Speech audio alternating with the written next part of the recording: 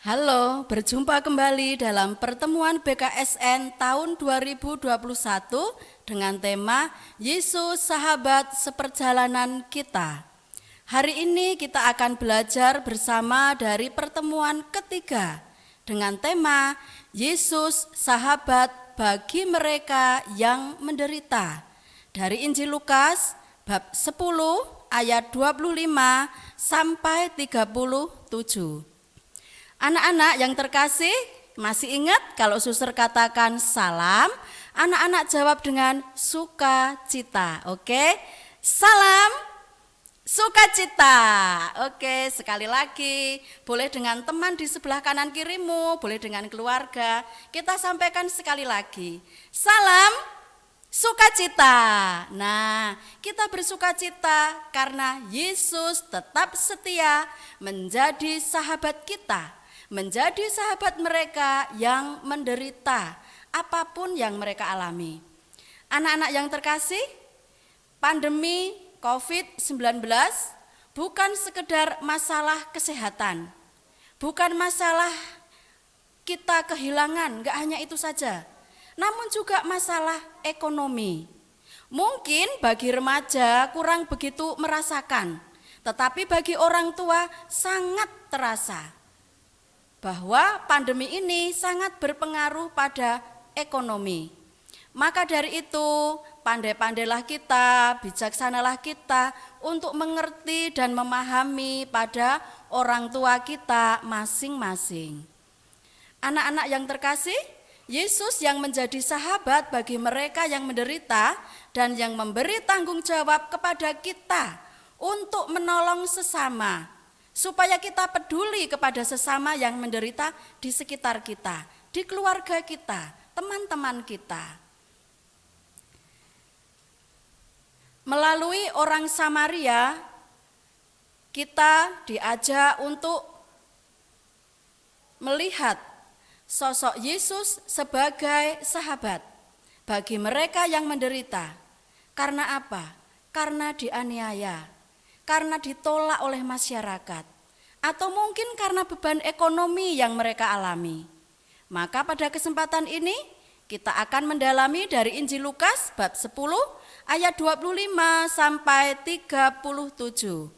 Sebelum berlanjut, kita akan bersama-sama menyanyikan lagu pembuka yang berjudul apa ya? Ayo kita lihat bersama judulnya apa ini. Hanya Yesus jawaban hidupku. Mari kita bernyanyi bersama-sama lagu Hanya Yesus jawaban hidupku.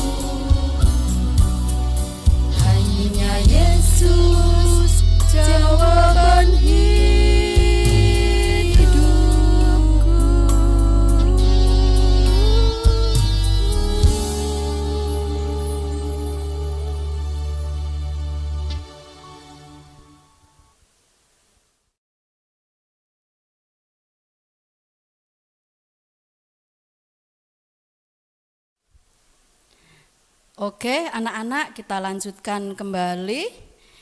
Hanya Yesus jawaban hidupku. Saat kita dalam derita, pada siapa lagi kita akan minta tolong kalau tidak kepada Yesus, satu-satunya juru selamat kita. Anak-anak, mari kita bersama berdoa. Kita panjatkan doa kita kepada Tuhan. Dalam nama Bapa dan Putra dan Roh Kudus, amin.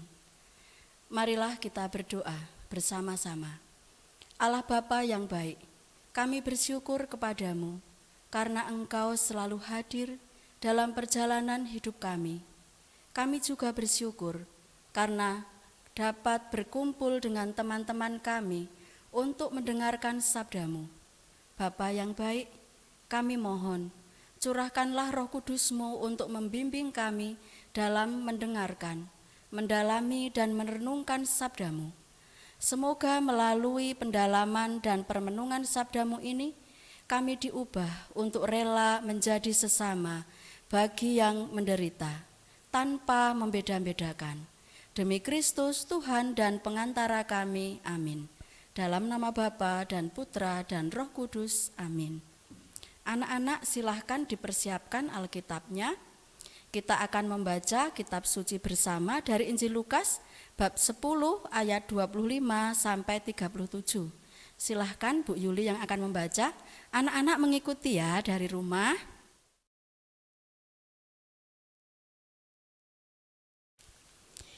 Inilah Injil Yesus Kristus menurut Lukas. Dimuliakanlah Tuhan. Pada suatu kali, berdirilah seorang ahli Taurat untuk mencobai Yesus. Katanya, "Guru, apa yang harus kuperbuat untuk memperoleh hidup yang kekal?" Jawab Yesus kepadanya, "Apa yang tertulis dalam hukum Taurat? Apa yang kau baca di sana?" Jawab orang itu, "Kasihilah Tuhan Allahmu dengan segenap hatimu dan dengan segenap jiwamu dan dengan segenap kekuatanmu dan dengan segenap akal budimu, dan kasihilah sesamamu manusia seperti dirimu sendiri." Kata Yesus kepadanya, "Jawabmu itu benar. Perbuatlah demikian, maka engkau akan hidup." Tetapi untuk membenarkan dirinya, orang itu berkata kepada Yesus, "Dan siapakah sesamaku manusia?" Jawab Yesus, "Adalah seorang yang turun dari Yerusalem ke Yeriko. Ia jatuh ke tangan-tangan penyamun yang bukan saja merampoknya habis-habisan, tetapi juga memukulnya dan sesudah itu pergi meninggalkannya setengah mati. Kebetulan ada seorang imam turun melalui jalan itu. Ia melihat orang itu, tetapi ia melewatinya dari seberang jalan. Demikian juga seorang Lewi datang ke tempat itu. Ketika ia melihat orang itu, ia melewatinya dari seberang jalan. Lalu datang seorang Samaria yang sedang dalam perjalanan ke tempat itu. Dan ketika ia melihat orang itu, tergeraklah hatinya oleh belas kasihan. Ia pergi kepadanya lalu membalut luka-lukanya. Sesudah ia menyiraminya dengan minyak dan anggur. Kemudian ia menaikkan orang itu ke atas keledai tunggangannya sendiri, lalu membawanya ke tempat penginapan dan merawatnya. Keesokan harinya, ia menyerahkan 2 dinar kepada pemilik penginapan itu, katanya, "Rawatlah dia, dan jika kau belanjakan lebih dari ini, aku akan menggantinya waktu aku kembali."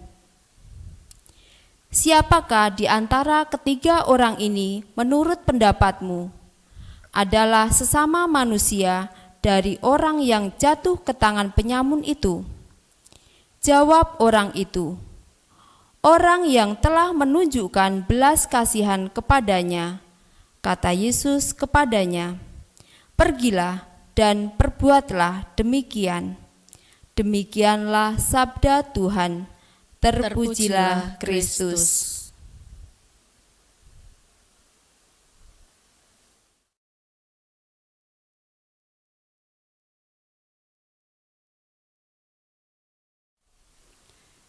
Terima kasih Bu Yuli, nanti anak-anak bisa mengulang lagi membaca Alkitabnya untuk lebih mendalami, lebih jauh lagi ya. Anak-anak, kita akan bersama mendalami teks kitab suci ini. Yang pertama, apa yang harus diperbuat untuk memperoleh hidup yang kekal? Dalam Injil nanti bisa kalian buka dalam bacaan yang tadi dari ayat 27.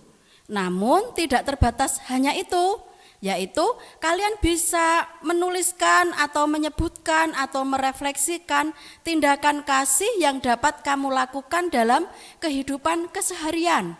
Yang itu bisa menghantar kita untuk memperoleh hidup yang kekal. Tak lain dan tak bukan adalah tindakan kasih kepada sesama. Seperti yang telah ditunjukkan oleh orang Samaria yang baik hati itu. Tentu saja tidak harus mencari orang yang dirampok ya, tetapi di sekitar kita pasti banyak orang, banyak teman-temanmu yang membutuhkan pertolongan secara khusus saat belajar di masa daring ini. Yang kedua, siapakah sesamaku? Anak-anak bisa melihat pada ayat 30. Di ayat 30 ini yang dimaksud sesama itu orang yang dirampok. Namun dalam kehidupan keseharian kita banyak sekali sesama kita. Siapa? Anak-anak yatim piatu. Baik mereka yang tinggal di keluarga, ikut keluarga lain, maupun mereka yang ada di panti asuhan. Mereka yang menderita COVID-19. Memang kita tidak harus mendekat ke mereka, tapi paling tidak kita bisa mendoakan, bisa memberi bantuan kepada mereka, memberi sapaan kepada mereka. Sesama yang terdekat siapa? Keluarga. Dengan cara apa itu? Berdoa bersama, berbagi kasih, berkumpul mengungkapkan kegembiraan. Yang ketiga, siapa saja yang melewati orang yang jatuh ke tangan para penyamun itu? Apa tindakan mereka ketika melihat seorang yang terluka tersebut? Lihat ayat 31 sampai 36. Apakah kita menjadi orang yang tega, tak peduli, hati dingin, seperti orang Lewi, seperti para imam? Ataukah kita mengikuti seperti yang dikehendaki Yesus, menjadi orang seperti orang Samaria? Nah, anak-anak, selanjutnya, siapakah orang yang telah menunjukkan belas kasihan kepada sesama dan perbuatannya layak diteladani?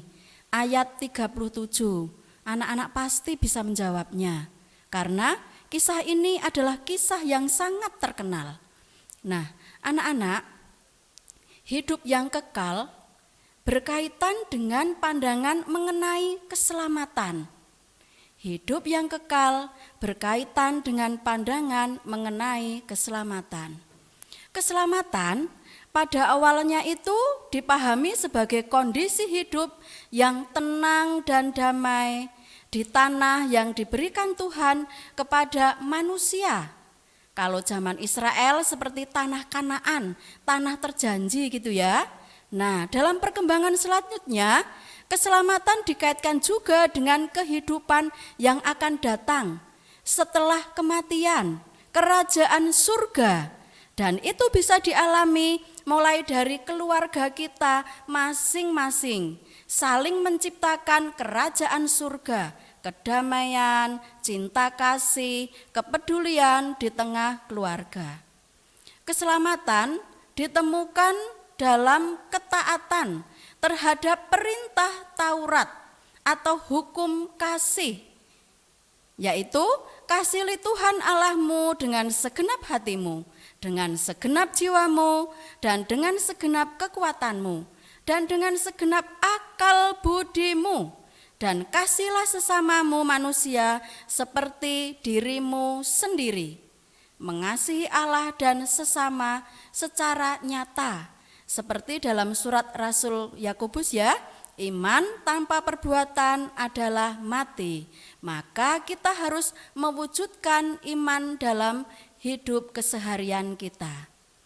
Orang Samaria dalam perumpamaan ini menjadi contoh nyata orang yang menunjukkan belas kasihnya kepada sesama tanpa memandang identitas dan status. Ia menolong walaupun biayanya cukup mahal. Ia rela dan ikhlas mempertaruhkan banyak hal demi keselamatan orang yang tidak dikenalnya sama sekali. Yang dipertaruhkan apa? Mungkin bisa dikatakan, sok suci kamu, cari muka kamu dan sebagainya. Tapi anak-anak, kalau kita punya motivasi untuk menolong orang berbuat baik, itu boleh didengarkan. Tetapi jangan menghentikan kita untuk berbuat kasih kepada sesama. Kita akan membuat aksi nyata. Apa aksi nyata yang akan aku lakukan selama seminggu ini ke depan? Ya, bagi sahabat-sahabatku yang sedih, yang kecewa, mungkin mereka marah karena berbagai alasan. Ataupun anak-anak teman-teman kita yang mengalami kesulitan dalam hal ekonomi, kita bisa membantu mereka. Bagi kita yang sekarang sedang dalam penderitaan, kita bisa memaknai penderitaan itu. Memaknainya bagaimana? Bahwa Tuhan tetap setia sebagai sahabat yang hadir dalam hidup kita. Kita tetap bersyukur meskipun dalam penderitaan. Lambat laun penderitaan itu akan hilang dengan sendirinya. Nah, anak-anak, apa aksi nyata yang akan aku lakukan selama 1 minggu ke depan? Untuk meneladani sikap dan tindakan orang Samaria yang murah hati. Ini sebagai contoh. Nanti anak-anak bisa melakukan hal yang lainnya yang lebih luar biasa. Ataupun dalam hal sederhana. Misalnya mengasihi, membantu orang tua, keluarga, mendoakan negara kita dengan segala situasinya. Menjadi tutor sebaya dalam belajar. Enggak usah pelit-pelit, kalau kalian diberi anugerah untuk pinter atau berbakat, ajari teman sebagai tanda kepedulian kita. Memberi bantuan ke panti asuhan mungkin, atau mereka yang membutuhkan. Nah, berpandangan positif dan tetap bersyukur meskipun situasi kita yang menderita. Nah, sebagai refleksi untuk minggu ini, apakah mentalitas iman dan orang Lewi yang tidak peduli dengan penderitaan orang lain itu melekat dalam diri saya? Bagaimana aku dapat mengatasinya? Apakah akan membiarkan itu melekat atau bagaimana? Apakah aku juga pernah menemukan orang Samaria yang murah hati ketika aku sedang membutuhkan pertolongan? Doakan mereka yang pernah menolong dan membantumu. Nah, anak-anak, kita bersyukur kita mempunyai sahabat yang setia. Yesus, sahabat seperjalanan bagi kita yang menderita. Kita akhiri pertemuan ini dengan berdoa bersama-sama. Kita akan berdoa dengan Bu Yuli. Silakan anak-anak membuat sikap doa yang baik. Mari Bu Yuli.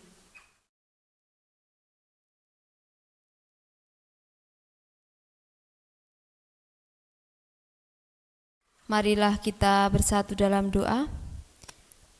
Dalam nama Bapa dan Putra dan Roh Kudus. Amin. Bapa yang Maha Baik, kami bersyukur untuk sabda-Mu yang boleh kami dengar dan renungkan bersama saudara-saudara kami.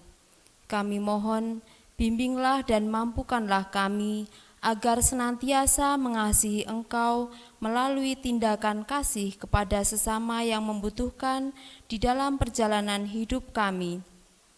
Seperti teladan yang diberikan oleh orang Samaria yang murah hati. Demi Kristus Tuhan dan pengantara kami, kini dan sepanjang masa. Amin. Amin. Dalam nama Bapa dan Putra dan Roh Kudus. Amin. Anak-anak, mari kita bersama bernyanyi. Aku ada satu sobatku, kok aku? Ada satu sobatku. Kita akan nyanyikan bersama. Mari bergerak bersama.